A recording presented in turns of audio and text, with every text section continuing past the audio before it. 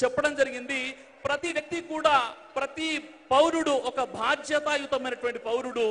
ప్రతి పౌరుడు కూడా తాను దైవం ముందు ప్రశ్నించబడతాడని చెప్పడం జరిగింది. సోదరులారా, ఈ రోజు మనం చూస్తున్నాం మన సమాజంలో హిందువులు, ముస్లింలు, క్రైస్తవులు వేరువేరుగా జీవితం గడుపుతున్నారు.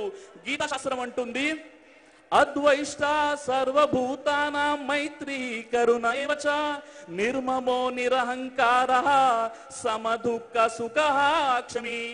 సమస్త ప్రాణుల ఎడల ద్వేషము లేనివాడు, అహంకార మమకారములు లేనివాడు నాకు ఇష్టుడు అని గీతా శాస్త్రం అంటుంది.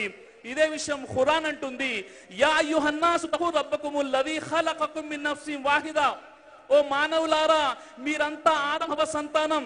వారు హిందువులైనా, ముస్లింలైనా, క్రైస్తవులైనా, సిక్కులైనా, జైనులైనా, బౌద్ధులైనా, ఆస్తికులైనా, నాస్తికులైనా, మానవులంతా ఒకే జంట సంతానం, పరస్పరం సహోదరులు, రక్త సంబంధికులు అని చెప్పడం జరిగింది.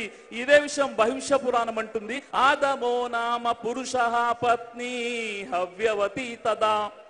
ఆదమ హవ్వ సంతానమే సమస్త మానవాళి అని చెప్పడం జరిగింది. సోదర మహాశయులారా, మానవులంతా ఒకే జంట సంతానం అని చాలా స్పష్టమైనటువంటి విషయం చెప్పడం జరిగింది. మరి ముఖ్యంగా ఈరోజు యువకులు ఎంతో మంది ఇక్కడ ఉన్నారు. మన దేశ భవిష్యత్తుని ఒక ఉజ్వలమైనటువంటి భవిష్యత్తుగా తీర్చిదిద్దేటటువంటి ఒక ఆయుధం మనకు ఓటు హక్కు ఇచ్చినటువంటి నాయకుడిని ఎన్నుకోవాల్సిన అవసరం మనకు ఎంతైనా ఉంది. ఈ సందర్భంగా నేను దువా చేస్తున్నాను, ప్రార్థన చేస్తున్నాను. మన జన సేనాధిపతి పవర్ స్టార్ పవన్ కళ్యాణ్ గారికి మంచి ఆరోగ్యాన్ని దేవుడు ప్రసాదించాలని, ఆయన వేసే ప్రతి అడుగులో తప్పుటడుగులు లేకుండా దేవుడు ఆయన్ని కాపాడాలని మరియు నేను ప్రార్థన చేస్తున్నాను. వాళ్ళ నా ఈ దేశాన్ని మతోన్మాదము నుండి, మారణ హోమము నుండి, మానవత్వం మరచిన మృగాల నుండి, నరరూప రాక్షసుల నుండి నా ఈ దేశాన్ని కాపాడు. జై హింద్.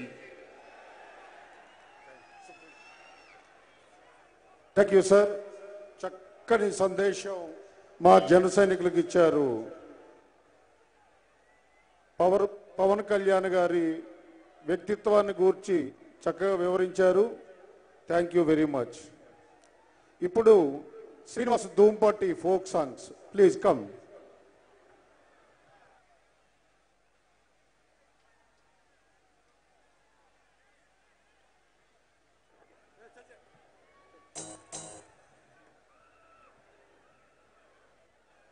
Hello, check check.